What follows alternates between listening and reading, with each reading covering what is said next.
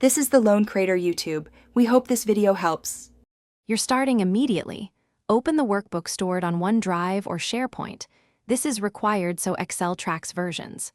Once opened, make sure you're signed into the same Microsoft account so the history links to your edits. Next, check the title bar. If it shows saved or auto-saved, you've met the prerequisite.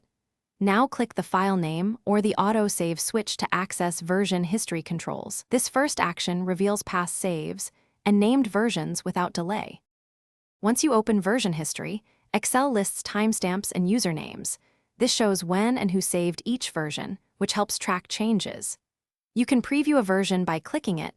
Excel opens a read-only copy so you compare content without overriding the current file. If you need to inspect cell-level changes, download that version or open it in the desktop app. This gives you full editing and comparison tools. Make sure to note the time and author before you decide to restore. To finalize, choose Restore on the version you want. Excel creates a new current version so nothing is permanently lost, which preserves timeline integrity. Alternatively, download a copy to keep both versions locally.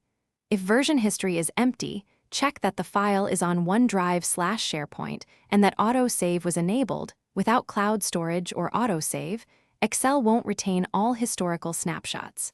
If issues persist, re-upload the file to OneDrive and make a test edit to verify history generation. Thanks for watching. Consider subscribing if we helped you.